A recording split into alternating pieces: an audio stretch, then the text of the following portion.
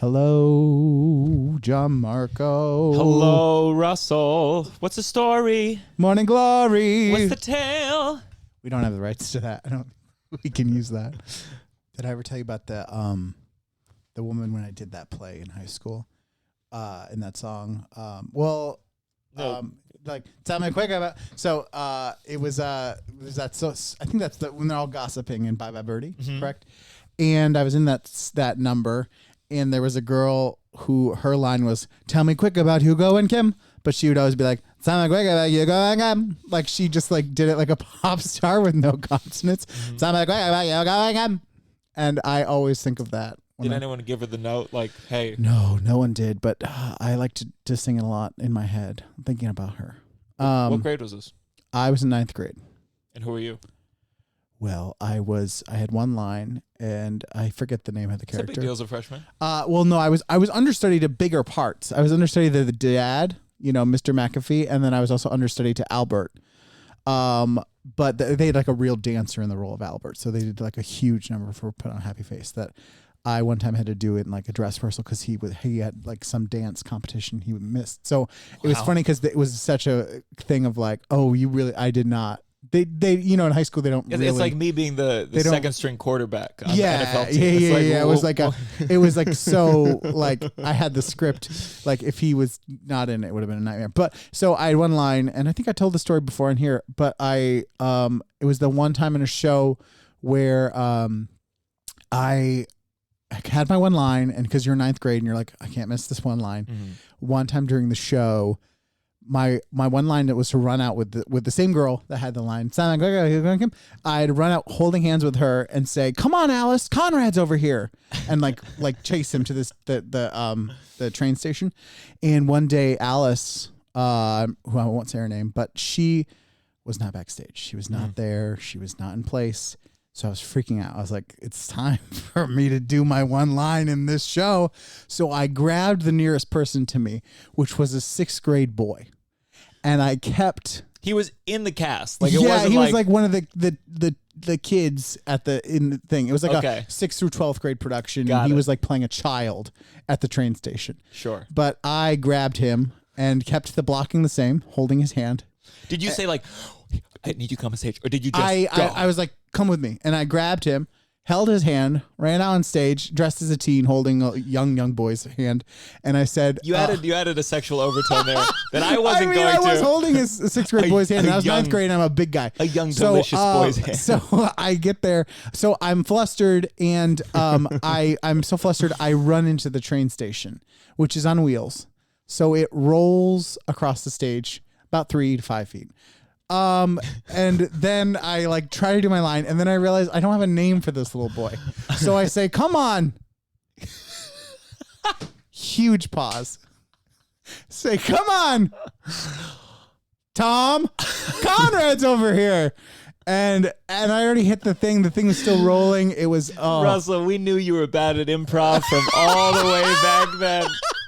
That's so funny that you're like in your brain's like, Jason, no. Tom, Susan, that's Alice, no man, boy. Alex, like yeah. Call him Alice. Keep a word perfect. And Tom, I mean that's right Come below on, Bob Tom. in terms of lack of creativity. So where was she? Did you find were you mad? Were you like you? I don't remember. That was the only thing I remember. I'm sure I wasn't happy. Did people laugh? Because you hit the train. I mean, it's so funny the idea of you hitting a train and it moves 5 feet. And it was because on rollers, and then all the blocking's off for the scene because it's like not in its place. I don't remember, but it was like one of those things. Like it's one of those things that felt like a disaster and a horrible thing. But then you think of high school theater and you're like, oh, everything's pretty bad. Do you know what I mean? Like you'd have full numbers of songs that people did that were garbage. So like in the grand scheme of things, that 5 seconds isn't probably that memorable. Do you say, because I have my little shop of horrors and I think one day we'll do find any of the things. You can't find anything. Yeah, no, I can't find any of the high school things. And I had them at one point. They're all on VHS, The Little Shop of Horrors, I think it's good. Have you watched it recently? I think it's good. I think I could nail a Seymour. Suddenly Seymour. I used to think like I was too, not leading man, but like I was you, I but I usually was think I'm too leading I man. was like too big to be Seymour. But then they had Jake Gyllenhaal play him on like Broadway, and I was like, Jake, the most beautiful man. No, that I didn't agree with that. When I was in college, freshman year, like one of the big things, you'd meet with the head of the program, and he'd give you wisdom. And I remember he told me like, yeah, I could see you as like an offbeat leading man, and I was like, and like a leading man. He was like, yeah, like an offbeat leading man. Yeah. And I was like, what's this first part you're adding to it? And he was so right. Yeah. It was before I was like fully a comedian, and I think there's just like it took a long time. I was never like a good looking high school kid, but I think in my head I still was like Hugh Jackman, Jake Gyllenhaal. These are the paths that have been made for me. Slowly but surely. Okay, that's an offbeat. That's so funny. Do you think you knew like no? What I mean, you were and no. Yeah. I mean, I was playing Tevye, and so in my head I was like, well, I mean, Tevye is a leading man, but he's more charactery. Yeah. But then I also played Don Quixote. So I played old man roles I still can't play yet. But Don Quixote, that makes me cry every time. Oh, it's a beautiful show. When she sings to him as he's dying, she's like, "Dream the," I die. Yeah. But it's also it's interesting. I haven't really watched it or listened to it in years. So I just know the message is like, don't quit even if you're crazy. Well, I thought to me it was like, yeah, he's crazy, but that craziness he gives sees him the world life. Lovely in a need way to be better crazy way to get through this world. Yes, yeah. You need to be senile and have dementia in order to like be able to exist healthily, and see people in a good way.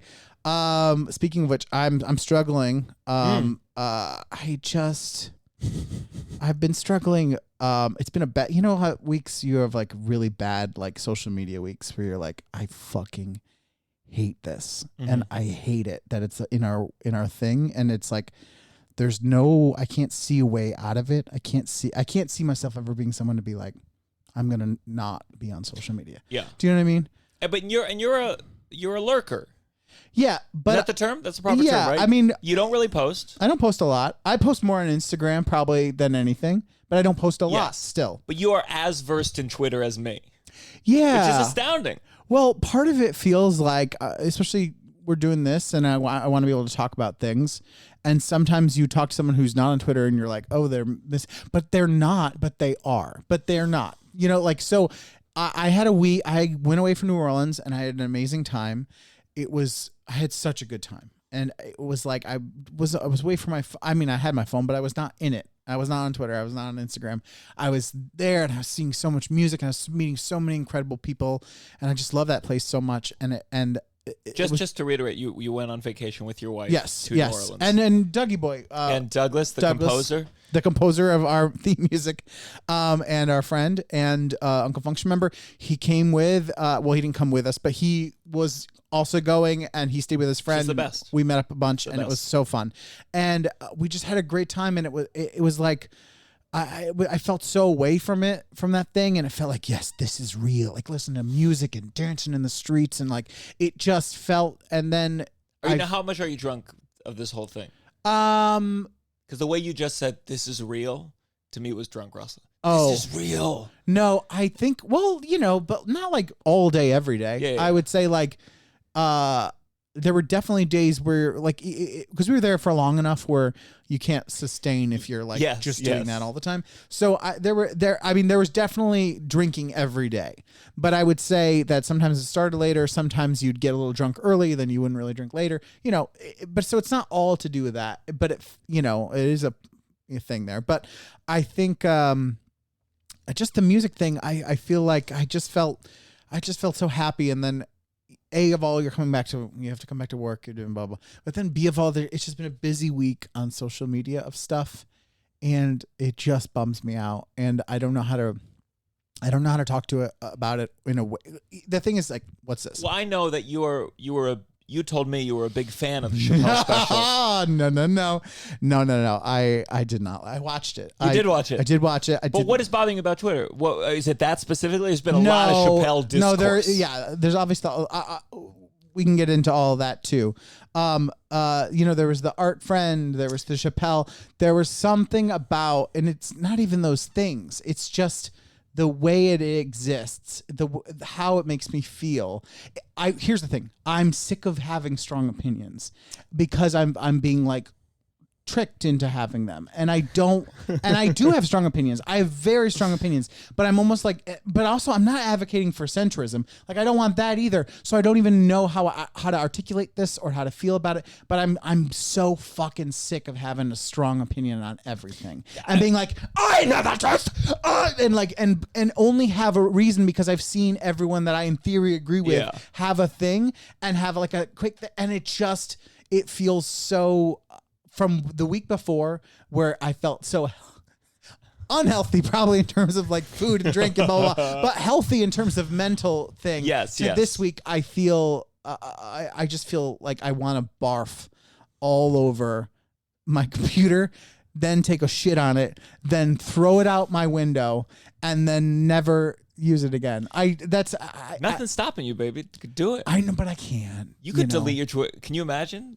Could you see a world where you delete your Twitter? Yeah, but then I'd just be like asking you like what's happening on Twitter like once a day. And then who would retweet the podcast and you would clips? be sending me stuff, and then I'd be like, oh, I gotta follow all this, and like I would be like re-downloading it.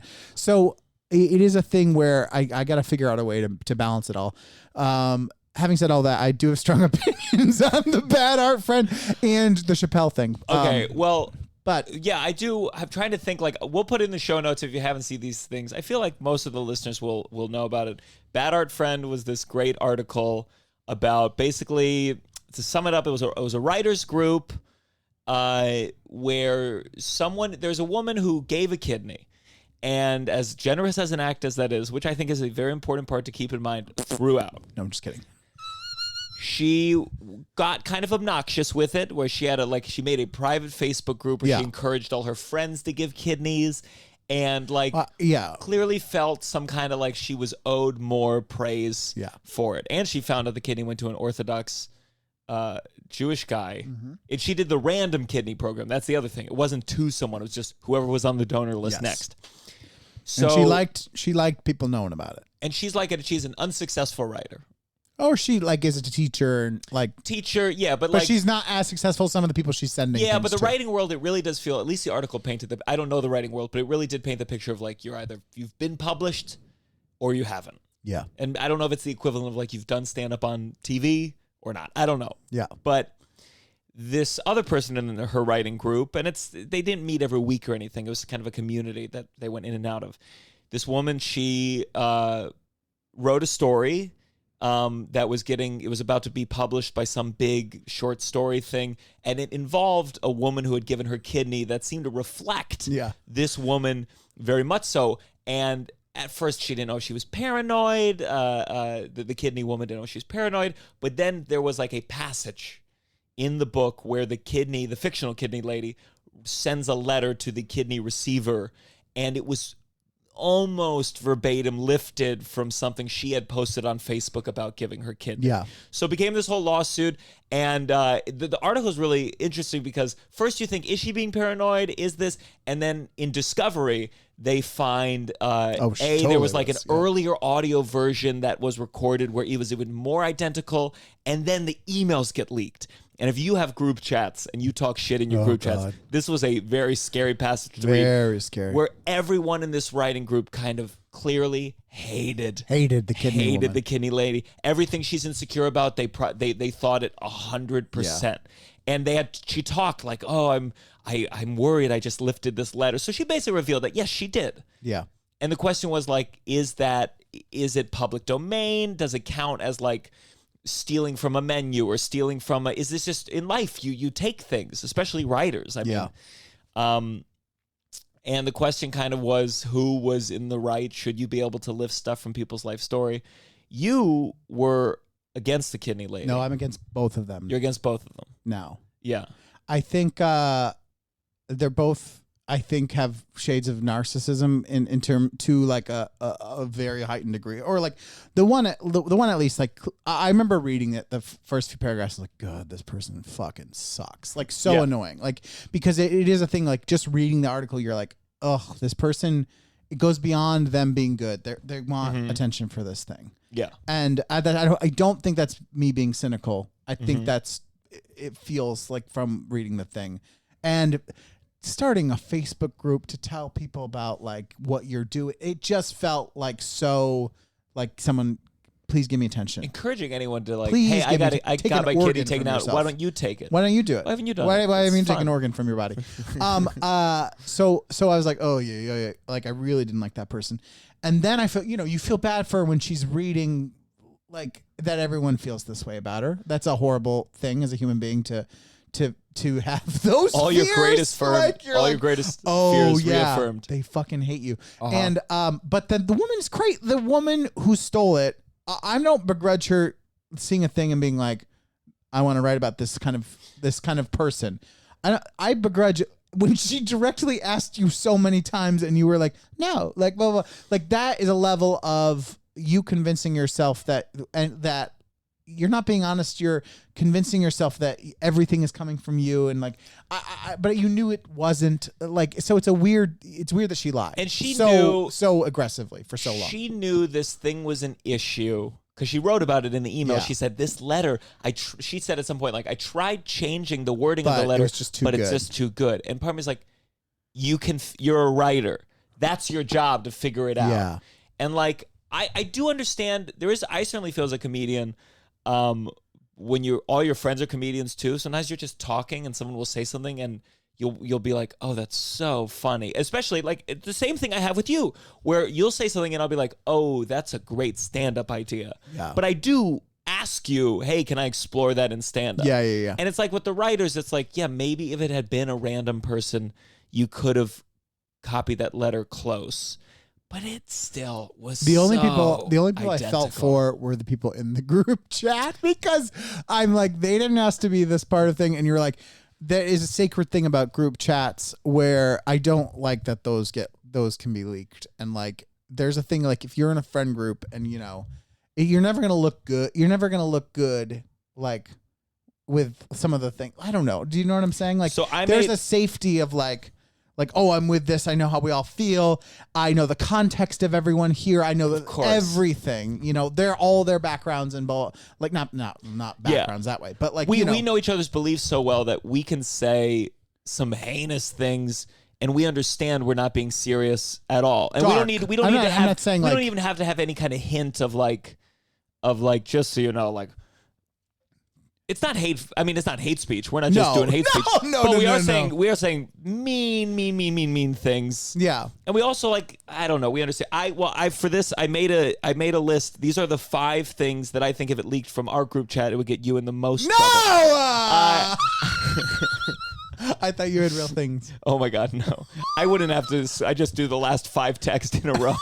No, I'm not that bad. And I want to give people. It's not like we're saying like. But weird Donald Trumpy things. It's mean. That's what we're texting. Trump 2024. No. I'm just saying like it's not like hateful or like in that way. But it can be mean about specific people. It can be usually hateful, in comedy. I will say this: I don't think it's not racist. No, and it's not transphobic.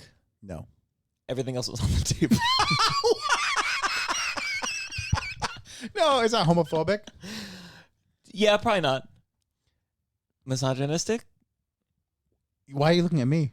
I'm just saying, find two men, go through the whole group chat. If there's nothing in there that wouldn't be a little rough around the edges. I feel like people are going to hear this and think that it's like what I'm saying. Like it's weird catty shit. Usually, yeah, it's like catty. The last thing I have from you says Susan B. Anthony was a cunt. I think Susan B. Anthony was racist, though, right? Yeah, I think so. Yeah. Like I was just in Michigan, and they had the Henry Ford Museum, and I forgot about this, but when I was leaving, people were writing me like, he was a huge anti-Semite, and I'm like, how can you not mention this? Wasn't everyone? What? No, just kidding. You know what they had there? Henry Ford, wasn't he big capital? I mean, there's lots of problems with him, I'm sure, right? Yeah, I mean, this is one of the biggest museums I've ever been to. They had the chair. I wasn't lying. They had the chair Abraham Lincoln was shot in. Really? Yeah. Why there? No idea. Because he has so much money. It was like an everything museum. And they had the chair. It was wild. Did you sit in it? You can't sit in it. You can't. Can you imagine you sit and pose in it like slump forward, slump to the side? I wrote, I said, Lincoln, he should have seen it coming because there was a sign there that said, yeah. Oh, my wife liked that. This is where he got assassinated. Yeah. She told me it. It's one that I tell on stage, and it's like, it's so absurd that sometimes they're like, oh, I didn't know you were an absurd comedian. Yeah. But I still like it a lot. Yeah. I like that joke.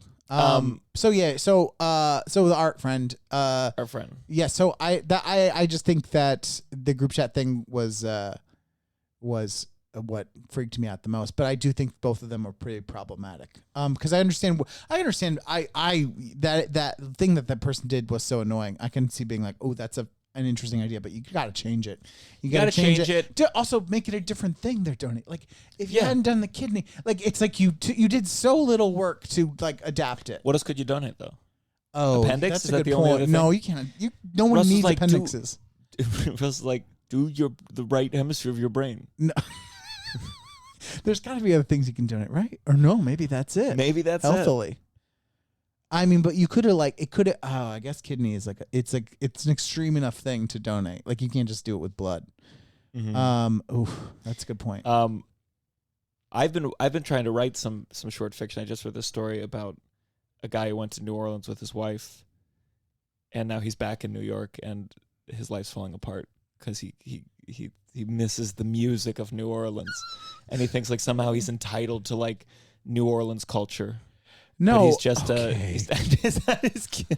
I feel like it has less to do with New Orleans. I mean, no, you love New Orleans. It's very beautiful. I think it's very sweet how much you love New Orleans. I think there's just a thing of like I get scared for when you're going to move there someday. Getting back into your real life and then being like, I think it was just the online discourse. It just is a lot to like. I just because you read it and you agree with it and you feel strongly and then. But it's tiring. It's so tiring. Yeah. And I feel exhausted from it. And it's so stupid to be in your home and be exhausted from that. Mm-hmm. And it's all just so hyper, like, combative, one-upping. But I feed into it, too. Like, I was making jokes about Chappelle sucking on the special. Yeah. And they were doing well. And I was leaning into it. And I think a couple comics were like, let's see you come out with Chappelle's show. Yeah. Did they say that to you, or do you? That's just there was a couple. That was the vibe. I think today I said Kim Kardashian's SNL monologue had more jokes in it than Chappelle's whole special. Someone's like, let's see Kim Kardashian come out with 5 comedy specials and Chappelle's show, and I was like, what the? Why would she do that? Yeah. It was a dreadful special. It was bad. It was the jokes were hacky. I mean, the ones that even were jokes. What's crazy to me is like a lot of people that have issues with, like Nanette or things like that, and you're like, there's no difference. Those are I mean, the thing is like, that was a storytelling. I thought Nanette's was less transphobic personally, but. No, of course. No. There's Dave Chappelle's is much more transphobic. But the thing in terms of like like some people will be like, because you have been like the definition of stand-up comedy, blah, blah, blah. Yeah. But you're like, there's not enough jokes in Dave Chappelle's special for it to be like stand-up, like a stand-up. It's a storytelling thing that is a rant against trans people, and that's pretty much all it was. So. I would imagine some of his fans have strong opinions about Nanette and it not being stand up or blah, blah, blah. And you're like, well, this is just a rant. But men have this reaction. Like there was a comedian I saw and he's an older comic and he like put on Facebook and he was like, I watched Chappelle's special and it was jokes. Finally, it was glorious. And I was like, what jokes? Are you talking about? Go watch. I was just like, to me, it belies, it just reveals that there's men who have like wanted to say things about trans people. Yeah. And this was like, that to me, that was his reaction of like, finally, we can talk about trans people in this way. And it's such a weird obsession too. You're like, how many specials have you now dedicated to this thing? And you live on a farm in Ohio with your family. How many trans people are you interacting with every day? Yeah, it is a wild obsession. And I was like, I'm going to hopefully hold you to the thing of being like, this is the last time you're talking about it. When you said that, I was like, that's the only thing I can get aboard, because you're like, what? It is bonkers that it consumes that much of your thought. Yeah. If it's not something that I wrote Jason Zinnemann on Twitter. Whenever I write Jason Zinnemann, who was a guest from the New York Times, it's like, we'll be talking about a comedy thing. But whenever I'm writing him, I compose it in Word first, because I'm like, well, I want to come off smart to this guy. Yeah. But I told him, I said, like, I think, and people pointed, this is not my point, people pointing out, Chappelle talked about trans people and gay people like there were only white ones. Yes. And my thing was like, it's like Chappelle, some of his best comedy was really taking aim at white people, and it feels like his like justified anger towards, or anger pointing at hypocrisy of white people, just suddenly just like shifted solely to the backs of gay and trans people, ignoring all the non-white members of that community, and also like super focused on, in terms of, and again, it's not my place to dictate what a comedian talks about, but when it's the whole special, you're like, what about all the other things in the world? Why this? Yeah, I agree. It's the weird thing of like it really is a transfer of like that focus, and it totally ignores that there's it doesn't even non-white consider the people that are trans, that are parts of these communities, and like, because you're like, I think like there's times where you're like, I can see what you're saying with like, no, I can't see what you're saying. There's things where you're like, there's hints of things where you're like, oh, you're frustrated by this like thing, but what you're doing is solely focusing on such a small, like targeted community of people, and it's bizarre that I mean, because it started and you were like, okay, he's going into it already. And then it was all of a sudden, it was like an hour later, and you're like, it's still happening, still talking, and using things like that. The one friend, the tokenism thing is bizarre. So there's a huge chunk he devotes to the end. He had talked about a trans woman that he had interacted with at a comedy club in the last special, and she also then kind of defended him online and got dragged for it, and then she killed herself. She never said it was like after the thing. 6 days. I mean, it was. Who knows the reasons, if it was tied to being the dragging or Chappelle or anything. But he talks about her for the last like 15 minutes of the special. And I saw men going like, that part had me in tears. And it reminded me so much of my cousin at my grandpa's funeral, like talking about like using his eulogy to propagandize like the army and war, where like there is something so deeply disgusting to me about a person who's dead and using it for your own means in any way, shape, or form. Like, just like this idea of Daphne was the woman's name, like Daphne, as if like Daphne would have approved of this, and Daphne would be behind this. And this thing of like Daphne belonged to the tribe of comedians. And the thing was, when Daphne opened for him, she had done 8 shows, 3 shows.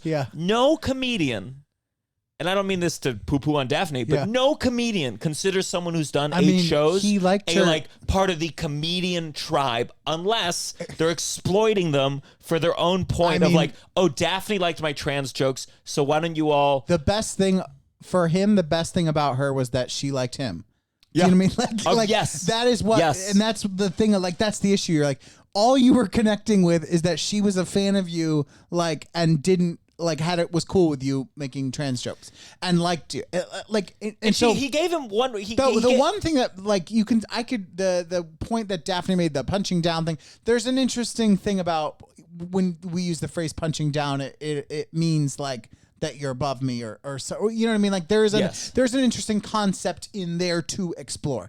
But I think the thing about his whole thing is that, you know, Dave Chappelle has had fantastic comedy things in the past. Fantastic like philosophical ideas in the past, but there were moments in that thing where you're like, that is just you hate those people. Like there's just like straight up stuff where you're like, that's hateful. Like it's just, and it's not coming from this is an interesting point. It's like straight up, I don't believe in your existence. And eventually if you've left the jokes behind so completely, part of me is like, well, if you're gonna go into like gender and biology, like, well then let's these are very sophomoric points. Yeah. There's far Yeah. more sophisticated people who can talk about things than this. Like, so if your comedy is just going to lean into point of view, or it's like it's going to be like dictating this point, there's probably like, we understand that you're not considering this is a surface level analysis. It sucked. It sucked. And not mainly. I mean, but there were no jokes. I mean, the jokes were bad. The jokes were bad. Space Jews. There was a whole thing where the punchline was Space Jews, and he called back to it like he was so proud of it. Yeah. And I was like, this would bomb at any open mic anywhere. I promise. And I see these comedians defending where I'm like, you're funnier than this. You're funnier than this. Yeah. You'd be doing better. And the other thing, then the worst is that part of he says for Daphne, he's set up a money for Daphne's daughter, and everyone applauds, and again I'm like, part of me is like, how much money? How much money did he get for this special? Yeah. How much money is this part of his net worth? Yeah. I think we all need to train ourselves to be inherently unimpressed by rich people giving money, no matter what the size. Yeah, because they're never giving anything. If they're like... still rich, who gives a fuck? Yeah. Who gives a fuck? If you, it's the equivalent. It's the equivalent of like me sometimes at like if I'm at a restaurant and I'm like, wow, the service is really great. I'm gonna do 30% today. Sure. That is the equivalent for a lot of people. My joke, it's me going up to a homeless guy and stealing $1. Yeah. Because I'm a dad. But it's like I've been trying to like build it more in stand up, but like just use anything else. Imagine someone has food, way more food than they could possibly consume, and they give one sandwich to someone, and it's like it's human beings. Our brains aren't capable of like understanding like emotionally numbers that big. So we hear $25 million or whatever he gave. He gave 100,000. We'd be like, whoa! But to him, it's not anything. To pay, if he paid that much for 15 minutes of material, super worth it. Yeah. So that's our thoughts on the Chappelle special. I mean, that's it too for his Netflix? Like, is that his last? Yeah. one? Who knows? I mean, comics all the time say Hannah Gadsby was the one who was like, I'm quitting comedy, and then the special did so well, she immediately came back with one of the worst comedy specials. Yeah. Second only to Dave Chappelle's right now. Douglas. Remember we watched Douglas together. We watched Douglas together. That's like if we wanted to not like Douglas, we are the talk about two ends of the spectrum of both. Who did we watch right after Douglas? I don't remember. To cleanse our palate, I forget too. So let's see. We do have an email. I did want to say right out the gate, I'm so glad we do this podcast because you're tough on the phone. Am I? Yeah, I called you 2 days ago, I think, to tell you about some exciting potential news. Oh yeah. And it's so funny because I called. I'm like, oh, maybe it'll be a phone call. Maybe I'll hear about New Orleans. Maybe I'll hear how he's doing. Yeah. And just so quickly, you're like, that's so great. All right, well, I'm gonna talk to you later. And like, it's one of these things where I'm like, I assume you like had something to do or somewhere to go, but you don't say that. Mm-hmm. You could have said, well, Nicole's here, and you could have lied. Yeah. Nicole's here, and I got to help with the souffle, and I got to go. But you just kind of hit that gas hard of like, that's so great. All right, well, I'll talk to you later. And I was like, I'm looking at the phone. It's been 30 seconds. I'm not a big phone guy. I also in my head, I'm sure I was like, you. Because I think I was asking a question about the this news. Thing. I have an audition for a thing. I don't want to say it because if it doesn't go well, I'm not going to ever bring it up again. No. Well, we'll bring it up, next year if he gets to it again. Yeah. But in my mind, I was like, oh, he's calling to tell me that because I was confused at what the news was, and he clarified, and I was like, oh, that's amazing, blah blah blah. And then in my mind, we did what the mission of the phone conversation. Because also in my mind, I was like, well, I'm seeing you in a few days. I remember when this was. Sure. I'm seeing you. We'll break down all the important things then. But no, I you feel free. You should feel empowered to say in the moment if you wanted to talk more. No, Russell, you're not going. it's funny because Nicole says the same thing about when she hears my mom and I talk, because I mentioned that we talk like a few times a week or so, but it's like 3 or 4 minutes, and it's like real quick. Here's one thing we're going to talk about, and then we're both like, all right, well, and that's always how it ends. All right, well, like pretty, like both of us wrapping up. So I think there's something I don't do a lot of phone chatting. And you seem like more of a phone chatty guy. I'm not a huge phone chatty guy like our friend Chris. Chris, yeah. And I feel bad. The other day, I was, actually, Chris will never hear this, but I've been thinking I need to call Chris. I haven't talked to him in a while. But you got to make sure you got an hour free. I gotta call him and talk to him because he's great on the phone and he makes you want to stay. Not that you don't. Wow. I just I gotta call him because I haven't talked to him. Yeah, I feel like he's on my list too. Well, because I'm not in the next Uncle Function show. It's the second one in a row I'm missing. This one was not my fault. I had the Hawaii plans on the books, but we just didn't have a date lined up. Feels very sad. I don't know about Christmas either. I have no idea. I mean, my calendar's getting very and then full. If this I'm thing, only the really old. We don't talk about this now. But yeah. So go see Uncle Function November 4th. November 4th. It'll be Asylum NYC. It'll be a great show. So yeah, there were plenty of things I want to talk about. I'm going to save the corporate gig story for our guest Hannah Burns, which will be coming out after this Patreon comes out. I think her name is Hannah Burner. We have someone named Hannah Burns coming. I've decided we're going to scrap that episode. Hannah Burner. We'll do it for her episode. Good call. I had so many things happen. I do think maybe we'll set this as a goal eventually. Eventually I have to get to a point where we're all making money here except for me. But I do think there will come a day that we'll have to do a weekly Patreon. Oh my God. Because that's what a lot of the patrons do. I think like the goal would be like 100 patrons. Yeah. And we do one a week. Because there's so much that happens. Yeah, no, I agree. Like who knows when we'll talk about it, but we had talked about this woman who went after my pedophile joke. Yes. In the time since. Yes. I have been getting dragged on TikTok. Really? I have every day people are making videos about that one joke. About that one joke. Like Bob the drag queen made it first. It did a stitch. So it's this pedophile joke that I tell at the end of this Comedy Central. I can't wait for the Comedy Central to come out so I can be like, you see, it is funny.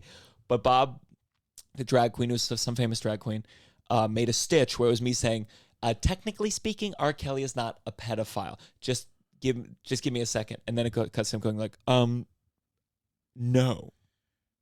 So just removing all the context of a stand-up joke. What the fuck? So it's still doing well. It still like has almost 500,000 likes, but every day people are like, you're suspect. You're a pedophile. Why are you defending R. Kelly?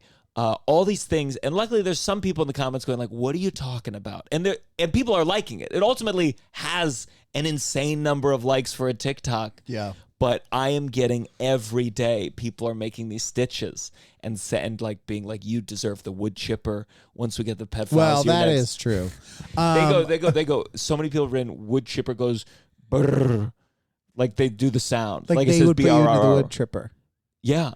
Can you imagine? They say their blood looks all the same against the wall. Oh my God. Some wild shit. Can you imagine? Like no. But like, there's a thing being like, so I'm so against pedophiles that I will put a human being, like I will get them, not the police, and then I will put them through a wood chipper and enjoy it. You're like, and that's not weird. Yeah. Like like I'm a better person than a pedophile. I'm just putting someone through a wood chipper. Like imagine they put them through the wood chipper, then they find out the person they put through the wood chipper was underage. Oh, and that's like, well, you're kind of a pedophile murderer in a way. That's what I'm saying. The internet. I watched that thing that's on Netflix. The Monica Lewinsky did. 15 minutes of. Oh, I haven't heard. Or of it. no, it's on HBO Max. 15 minutes of shame.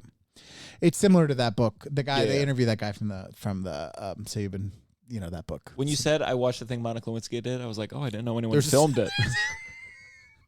Don't wait for that video. Where's this link? No. I'm glad for her in terms of like she deserves the world. The fact that Bill. I mean, it's again the problem with politicians is they become so like you can't get rid of them. They're too big to fail in a way, Yes. but it's like, yeah, what Bill and Hillary did to her was insane. Yeah. And what everybody did to her is insane. Yeah. And we all deserve to feel shame for how we put the weight on. Wild. She was what, 22? Yeah. My God. It is wild. So for my money, I'm like, yeah, sure. Make the same joke on Twitter every week and go viral for it. Like people are like, tell me your worst job. And she's like, oh, I'll tell you. Eggplant emoji. Million likes. And I'm like, fine. Go for it. She Go deserves for it. You deserve it. She can do whatever. Yeah, it is funny. It is a funny, it's a wild thing. But anyways, so what else? Interesting about the pedophile joke, I was in LA and I did a show at the Comedy Store in like the independent smaller room. Mm-hmm. But then I got to see Jeselnik. I got to see Anthony Jeselnik. I saw he was there. Cool. And I had to leave early. It killed me. But it was so good. It was so much stuff I had not seen at all. Yeah. So it really was delightful. I really do love him. But Tova said he's on my list. If he ever wants to fuck around. Oh, okay. So he's on the list. Who else is on your list? That's it. Tova's given me a one-person list. And you can only fuck around with a man, and it can only be Anthony Jeselnik. Yeah, that's just one that she's volunteered. She gave me that one. Who's her?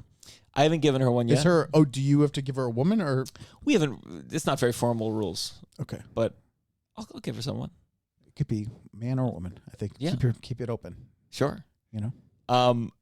So I saw Jeselnik. He did a joke about Chris D'Elia that was very good, but then I had a show at the Laugh Factory, and who should be there? Wandered around, but Chris D'Elia was just hanging out there. Oh, he's doing shows. Yeah, Laugh Factory I think was like his home. Uh-huh. He definitely did the store too, but I feel like Laugh Factory was his home. And it was funny because I did that pedophile joke on stage. Yeah. And then I saw him after. And I mean, it's a horrible thing as a comedian. Like, part of you wants everyone in the room to go, good set. Even the pedophile comedians, you want to get that from them too. So did he talk to you? No. Do you talk to anyone? You and I both relate. Like, we're like, yeah, I think people were talking to him, and like he's known there. The bouncer knows him. I don't think the bouncer has Twitter. And then he went to like his really nice car that the chauffeur brought or whatever. You know, he has money and he's touring. Yeah. But it is definitely surreal because like when you see people in front of you, I'm not a confrontational person. Yeah. And it's just weird because my go-to is just to be like quiet and polite. Yeah. Like, you know, if I ran into Bill Cosby, he couldn't see me. I guess that's the nice thing because he's pretty much blind. But like, I don't think I'm not the person I'd be like, yeah. Fuck you. Yeah. My natural inclination is person's not. It is if you saw Bill Cosby, he's trying to cross the street. Would I help him? Would you help him? Okay. I think if he was on both legs, no. But if he had fallen and was like crawling, I think it would be hard for me to see any human. Well, I think it would depend on who else was on the street. If there was photographers, I would let him crawl. Okay. If there were not photographers, no one was around, no one would knew that I helped him. Here's the thing, and I'm not helping him because of what he did. I'm helping him because like I don't want a human being to crawl on the ground. Does that make sense? I'm not. Oh, here's it. I'm not going to help him across. I'm going to help him back to 2 feet, and then I'm going to say like, "Good luck to you." I'll say, and then I will say the direction is that way. Go forward. I will kind of give him a direction, and then I'm going to take him out to lunch and say, "Do you have any advice?" No, I'm not doing that. I'm not doing that. I think I'm not going to help him too much because of all the bad stuff, but I don't want a human being crawling on the ground, you know. Even Saddam Hussein, I might help to his feet. No, you don't get to get out of this. It's funny because I'm like, what would you do? You honestly picked like a less contentious subject with Saddam Hussein. People are like, well, say whatever you want about Saddam. Yeah. No, I would. I do believe. Okay. I would help if it felt like. Quick question. It felt like there's cars going and this person's going to get hit by a car. Yeah.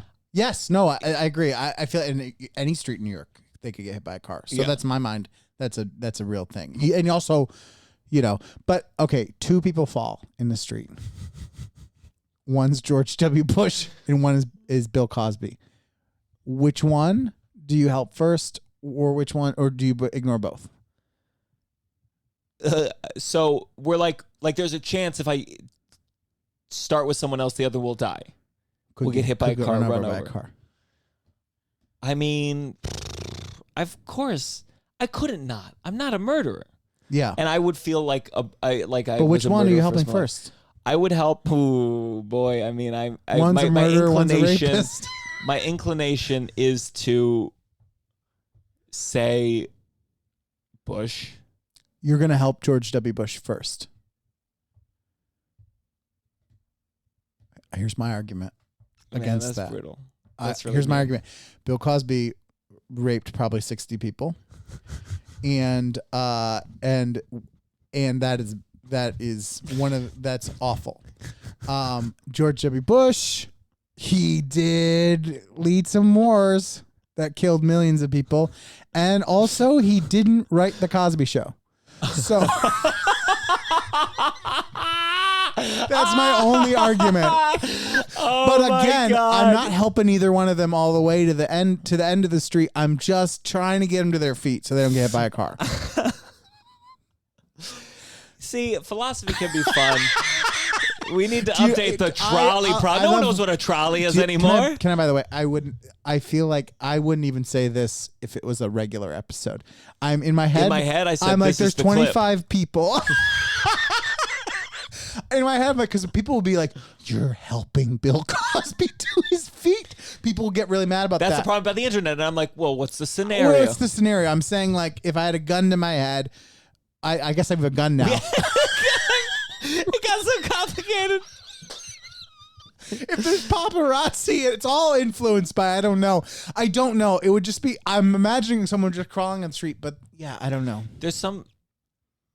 But you know what? Maybe I wouldn't, because then, like, I probably have seen people crawling in New York before and I didn't help them. So am I only feeling like I have to help them because I feel like I know, like, who they are and they're celebrities? I think, and is that me just being like, oh, they're celebrities, so I'm going to give them special treatment? Maybe I wouldn't. Maybe I shouldn't. Maybe, so let them it was crawl. Bill Cosby and then just a regular, if it was Bill Cosby or me. I also have a thing for old people. Like, I feel even, George when they've Bush done is old. horrible, I know, but he doesn't seem as old. Mm-hmm. He's still going ball games. I think that was one of the, when the story came out, like a year after kind of the real height of the Me Too, was George Bush Sr. Oh, yeah. Did a thing where he'd grab a woman's butt and say, I'm David Copperfield. Yeah. And his wife would go, oh, George. And there was a collective shrug of like, he's really old. Yeah. Yeah. He's just really old. Yeah. What are you gonna punish him? Can you imagine going to him and being like, you're getting dragged on Twitter? What's dragged and Twitter? Yeah. I mean, he's dead and she's died too, right? They're both dead now, right? Mm-hmm. Yeah. You know, when they were crossing the street, no one would help them. They had a gun to their head. The guy who wouldn't help them got shot too. I think Mike Racine, or there's some comedian, some joke is like, if you had a gun to your head, whose dick would you suck? And the joke is like, probably the guy with the gun. Oh. And it's very good. So I did have before we get to our This Has Gotta Stop sent by one of our patrons. My This Has Gotta Stop, which I feel strongly about, is my dad had this heart surgery. He recovered. We're very much back to our lack of communication, struggling relationship.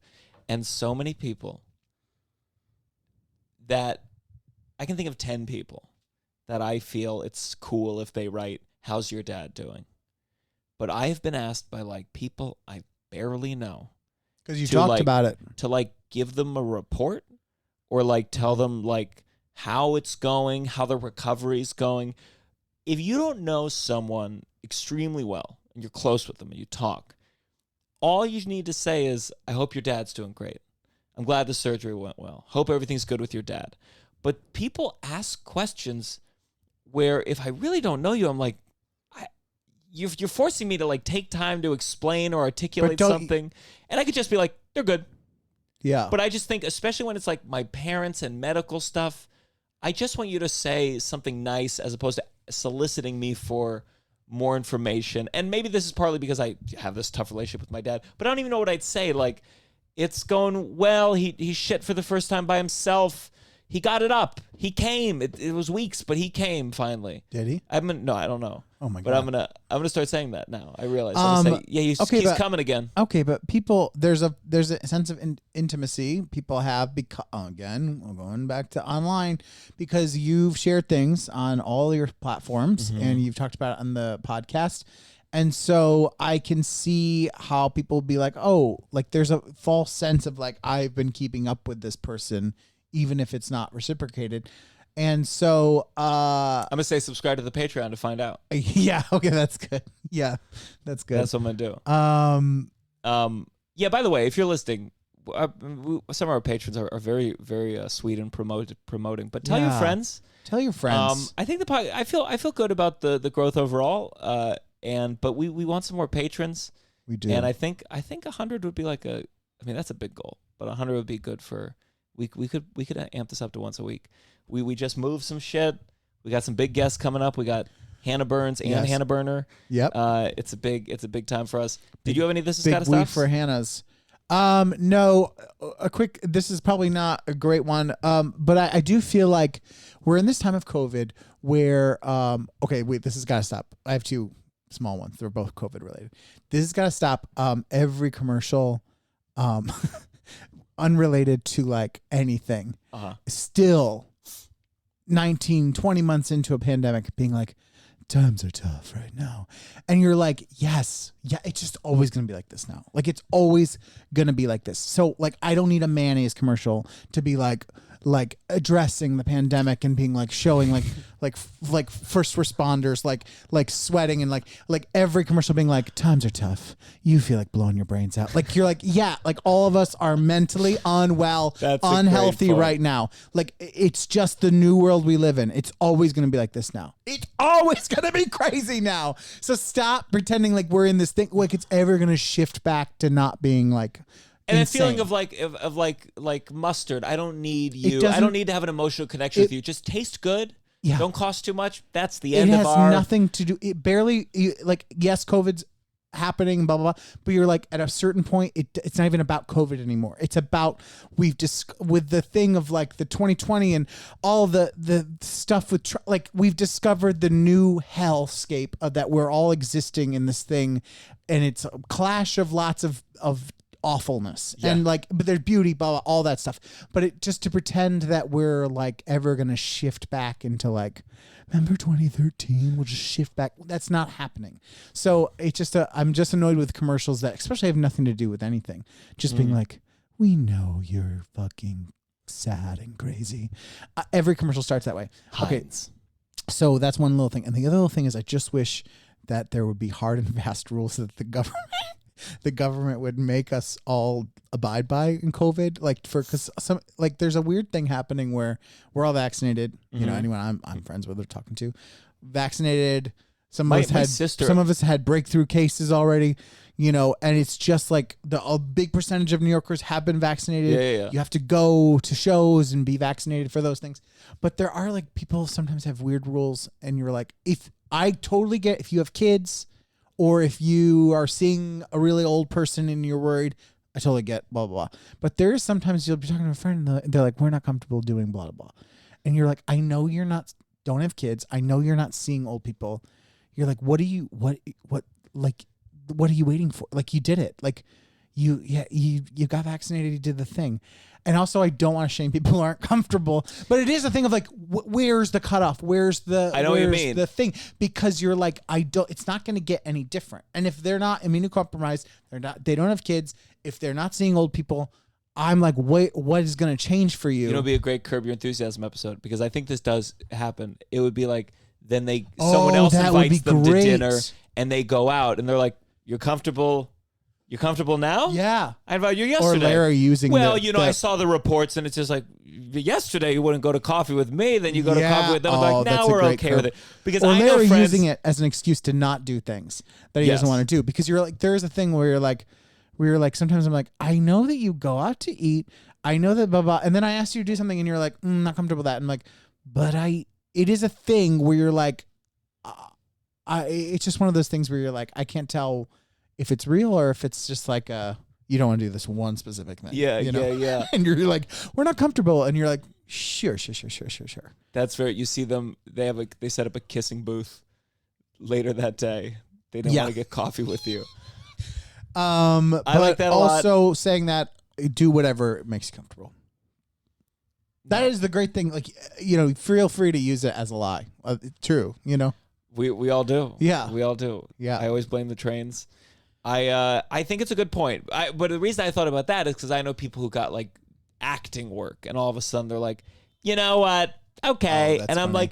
like, okay, as long as we understand that like your lines are just based on your own self-interest, which is fine. Yeah.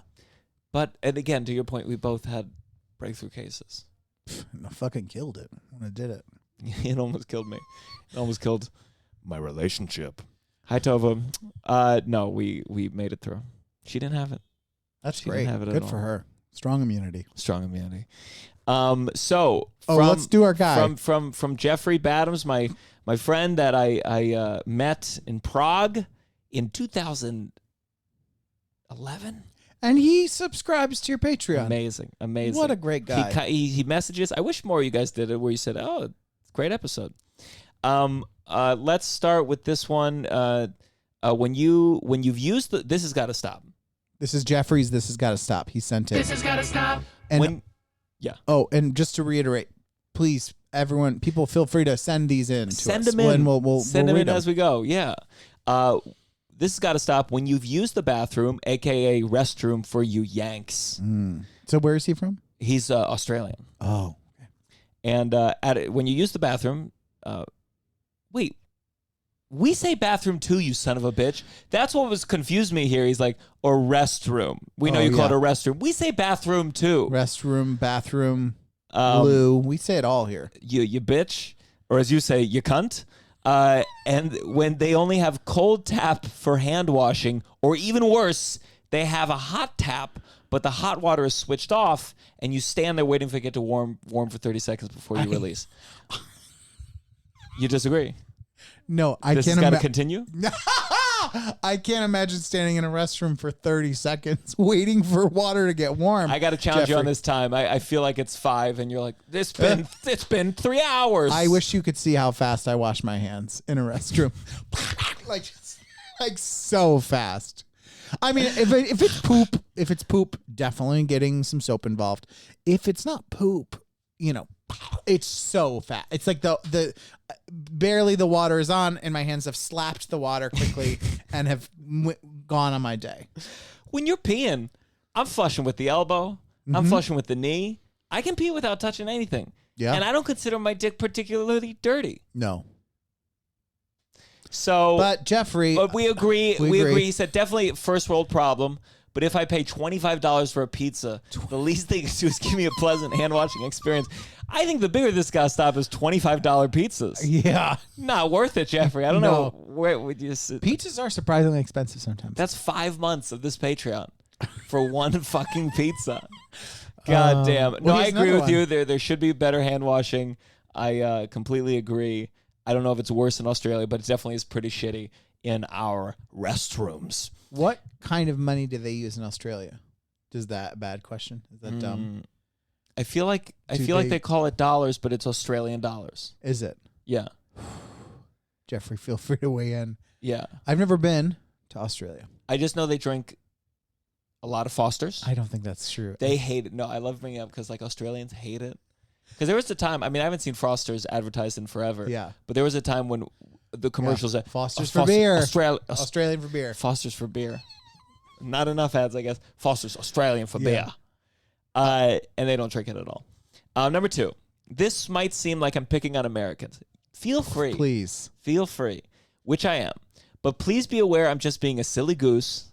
And you guys are great. Thank you so much. Thank you. To a non-American, I very much agree with this. I'm very excited. When Americans say panties to refer to girls' knickers, underpants, G-bangers, it sounds creepy as hell.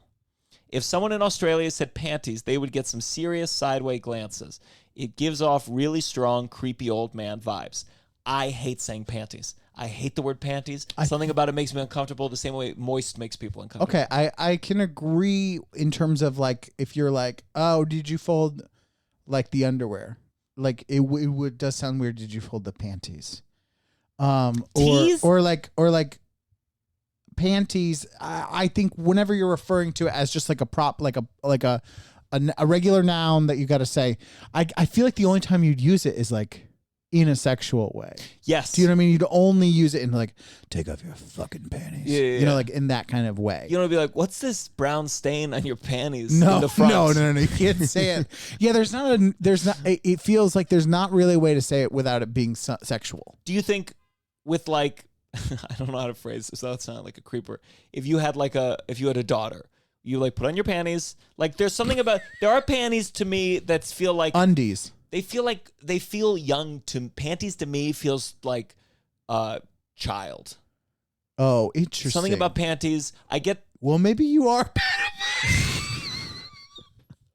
No, I do not feel that way. I think I don't mind it when I think about. I would not say panties if I had a daughter. That does feel a little weird. You would tell her like, don't wear any panties. No, I would be like undies, your underoos.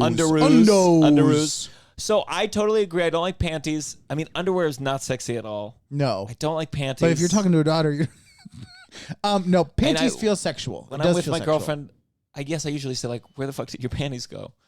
Yeah, you use panties. No, I don't say it. I say take it off. Take your G-string. So wait, I don't. I said like G-banger. What is knickers, that? Knickers I like, but as even I say it, I don't like how close it is to the word. Yes, I should never say. I agree. I also think that it feels like you're putting on airs, like because it's not our word. It's sure. Not. It's not. It does feel like you're clinging on to England a little bit. Yes, Australia, and also, but I'm intrigued by G-bangers because what is that? Well, is that a G-string? Is that a G-string? Thong? Is it a G-string? But what does the G stand for in G-string? Gaping axe wound. Gianmarco. That's a good Axe question. wound to me if is anyone one of the knows most vulgar ways to describe a pussy I've ever heard. Axe wound. Who described it that way? Why are you saying that? It's a term. I've heard it in roast battles. Don't bring I came that out of my mother's culture. axe wound. You've never heard that? No, and stop bringing that to our podcast. Maybe the doctor was like, well, first it was a hatchet wound. Now it's a pretty big axe wound. I think it's ready. Time for delivery. Underpants, again, I like underpants. I don't know if knickers is said commonly in Australia. They have all sorts of, and I don't know if this is true, but I had an Australian friend who said they were called abbreviations. And they had all sorts of, they have very, I think, cool slang. G-bangers. It sounds fun. It sounds like mashed potatoes to me, though. There's the thing with bangers, right? Yeah, with mashed potato or potatoes. Yeah. I feel so stupid right now talking about this because I don't really have much insight. But Jeffrey, I feel free. Any Australian specific stuff, I love to hear it. When I did that acting company, I had all these Australian friends, so I feel this like very unearned kinship. Because I even had a ticket to go there that I lost all the money on, $2,000, I think. Oh my! Because the acting company. God. Rest in peace, Wendy Ward. But I do like Australians. Yeah. Oh, yeah. They seem fun. I don't really know many of them. And it's fine. It's fine when you poke fun at Americans because at the end of the day, you live in Australia. Yeah. So enjoy your Fosters if it's still morning there. This is coming on the 15th. I think we will have. I think you may get the Hannah Burner episode early, but we got some great guests coming up. Podcast is growing. Russell, this was a very good episode. I hope so. I hope we didn't get too much into like boring sometimes I'm like, oh, we don't need to talk about Chappelle for like 20 minutes. I'll add the link to the kidney thing. It is a great article. It's a great article. But I think it's fun. It's very especially long. If we become weekly, we're gonna have to do some news pieces. Yeah. Or we're gonna be talking about I went to CVS and it was fine.